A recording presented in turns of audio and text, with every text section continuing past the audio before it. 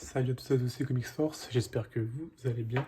Aujourd'hui, petite vidéo review sur pas un, mais bien deux. Hop, je regarde que ce soit bien cadré. Mais bien deux omnibus Marvel. Donc, troisième vidéo d'affilée cette semaine. Est-ce qu'on n'est pas sur un exploit? Ouais, je commence à avoir un peu de rythme, donc j'espère que ça vous plaira, le fait que je propose du contenu assez régulier. Hop, je me remets bien. Du coup, aujourd'hui, on parle des omnibus Marvel Thor et Mighty Thor. Je pense que vous connaissez ces omnibus, ils ont beaucoup fait parler, et on va en parler aujourd'hui. Donc, ça fait partie de mes derniers achats comics. Euh, alors, je vous montre juste les bêtes, parce que là, on voit pas trop, parce qu'on a déjà rien de luxe. Là, on monte Mighty Thor, hop, on se dit, ok, pas mal, beau petit pavé déjà. Et ensuite, on monte Thor, voilà. C'est sûrement le plus gros omnibus que j'ai vu. Il doit être aussi gros que le premier Ultimate Spider-Man. C'est n'importe quoi. C'est un gros parpaing. Mais bon, apparemment, c'est un parpaing qualitatif. Alors, je les ai pas encore lus. Vous vous doutez bien, je dois avoir là actuellement 20 comics à lire. Non, j'abuse. Je dois en avoir 10-15 comics à lire. Pas des petits, hein, des bons gros pavés, des 10-15 intégrales à lire sur ma palle. Et moi, qu'est-ce que je fais? Bah forcément, je rachète deux omnibus massifs. Donc le mec voilà, qui a pas trop compris le principe. Mais bon, c'est du comics, c'est la surconsommation, c'est comme ça que ça marche. Malheureusement, quand on est dans cette routine, et ben on s'arrête jamais. Du coup, on va parler de ces deux formats et pourquoi ça a autant fait parler. Notamment de la polémique, un peu en retard, je sais, mais moi j'ai envie d'en parler. Parce que moi aussi, ça me choque. Alors, Panini a fait le choix de mettre en omnibus la série régulière de Jason Aaron sur Thor, qui a eu lieu à peu près, il me semble, en 2014. On va voir les dates ici, excusez-moi. Voilà, en 2013 jusqu'à 2018. Donc une série qui a commencé avec Thor et qui s'est finie avec l'event War of the Realms. Du coup, très bonne idée de Panini. Un run qui est culte pour le personnage, sûrement le meilleur run du personnage à ce jour, et un run qui va être culte dans l'histoire des comics Marvel, parce que c'est le personnage de Thor quand même, on parle. Du coup, forcément, que du bon. Sauf que Panini sont complètement, excusez-moi de le dire, mais cons, hein. Faut être con pour faire ça. C'est qu'ils ont fait un omnibus Thor et un omnibus Mighty Thor. Donc on se dit, oh super, c'est deux omnibus qu'on peut enchaîner, qu'on peut lire l'un à l'autre. Sauf que non, pas du tout. Je vais vous passer l'ordre de lecture. Hop.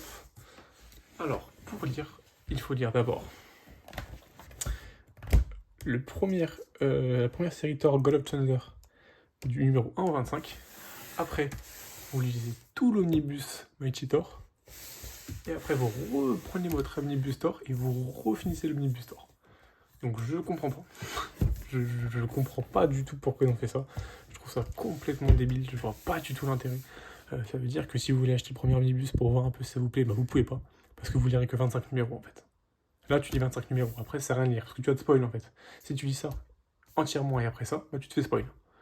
Donc je comprends pas. Je comprends franchement pas. Euh, Panini, ils font des choix, c'est catastrophique. Enfin bon. Du coup, on va parler de Thor. Moi, il faut savoir que Thor, je connais pas du tout l'univers de Thor. Tout ce qui est. Forcément, je connais grâce au MCU, mais je connais pas plus. Donc, du coup, je suis assez intrigué. Et moi, voilà, j'ai un peu peur de Thor, même si j'adore tout ce qui est mythologie, notamment grecque, et du coup, avec la mythologie Asgard, on a un peu ce délire-là.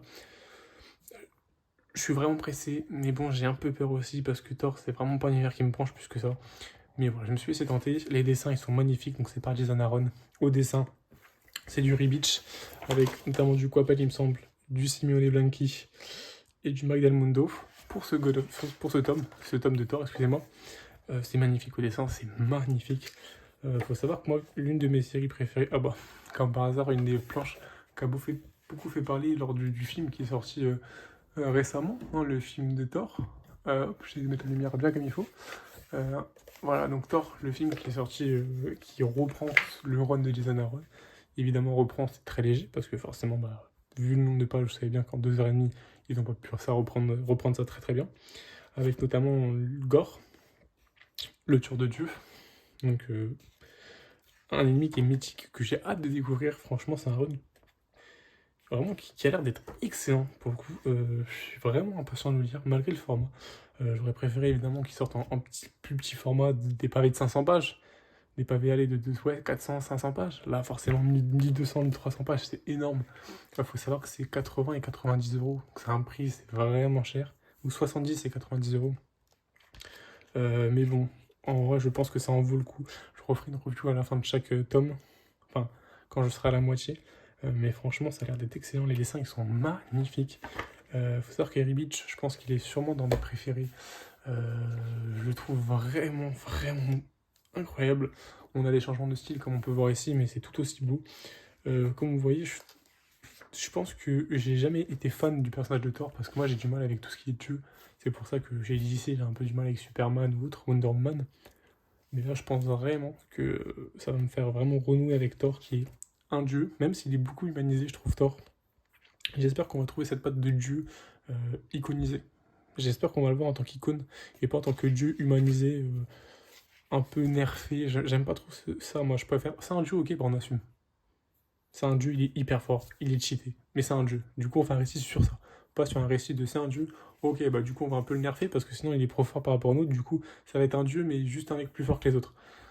Moi, ça, je trouve vraiment ça ennuyant. C'est ce que je trouve dommage en général dans les récits. Loki, évidemment, Loki, Asgard, les Valkyries, il me semble que c'est Angela, c'est ça, le personnage Odin. Il y a beaucoup de personnages, Heimdall, c'est beaucoup des personnages qui m'ont toujours donné envie, forcément. Et là, il y a beaucoup de persos très intéressants, je trouve, dans cette mythologie Asgard. Gore, évidemment. Et ce que je trouve dommage, par contre, c'est que ça commence avec l'event original sin. On a des bouts dedans, le principal, et ça finit par l'event War of the Realms. Mais le problème, c'est que l'event War of the Realms, c'est que si vous voulez le lire, bah vous l'achetez. Vous achetez le Deluxe. Parce qu'il est pas en autre format, ou l'Absolute, si vous voulez vraiment claquer de l'argent. Mais du coup, je trouve ça tellement dommage. Ça veut dire qu'il faut racheter un Omnibus, un Deluxe à 32 euros d'ailleurs, après 160 euros d'achat. Franchement, ça revient vraiment cher. Je trouve ça vraiment abusé. Je veux bien qu'on nous pousse à consommer, mais là, je trouve que c'est vraiment abusé. Enfin bon, moi je l'achèterai. C'est pour ça que je ne l'ai pas encore acheté. C'est que si j'aime pas, hop, on va remettre la caméra. Excusez-moi, je recadre tout ça. Ça arrive. C'est que moi, si j'aime pas forcément, vous vous doutez bien que je vais pas l'acheter. Je vais pas l'acheter ce comics parce que forcément, je regarde que ça soit bien recadré. Désolé. Hop, c'est que forcément, si je trouve ça mauvais, bah je vais pas acheter un 32 euros en plus. 32 euros, c'est énorme. 32 euros, c'est une intégrale d'ici. 32 euros, c'est des comics d'un futur comics que je vais vous prendre sur la chaîne. Ça commence par un S. Hein, c'est une aventure que je vais commencer très prochainement en comics. C'est beaucoup de choses, 32 euros. C'est certainement pas ce que j'ai envie de claquer dans un truc qui me plaît pas. Du coup, c'est pour ça que pour l'instant, j'achète pas. Je verrai bien au milieu. Si je vois que je suis vraiment happé par le récit au milieu ou trois quarts, bah, je commanderai ça parce que ça, pour le lire, je pense que ça va me prendre un bon petit mois. Je parle que un seul omnibus. Hein. Je pense que là, j'achète, mais je vais surtout pas vider ma palle. C'est catastrophique. Ma palle ne va, au contraire, je pense que là, ma palle va grossir. Vous imaginez même pas.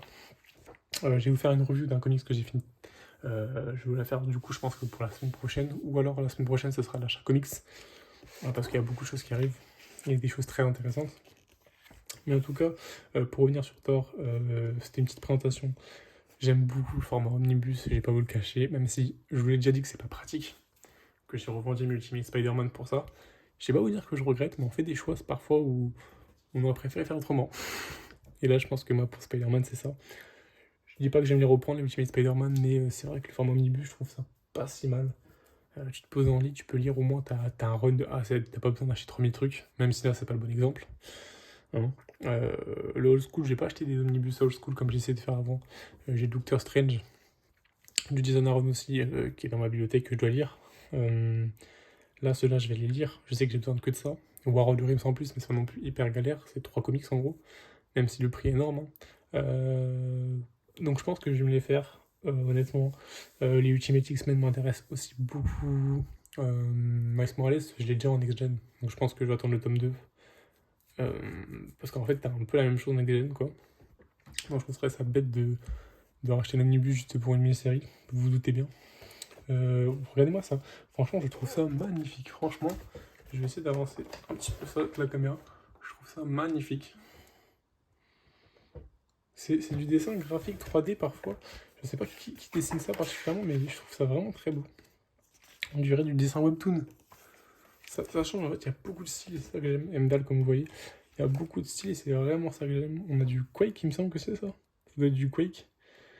Donc voilà, pour cette petite review, c'est une review rapide pour vous montrer mon petit achat omnibus que j'adore. Franchement, je suis content de cet achat. Je suis content de cet achat et vous, je ferai une review très très bientôt. Je ne vous ai pas dit, mais sur My Architor, c'est Russell Lutterman, Chris Prowse et Steve Epting au dessin, et toujours le Jason Aaron au scénario.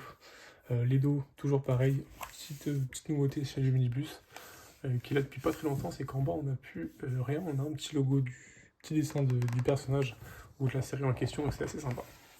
Sur ce, je vous souhaite une très bonne journée, une très bonne soirée, et surtout de très très bonnes lectures. Amusez-vous bien.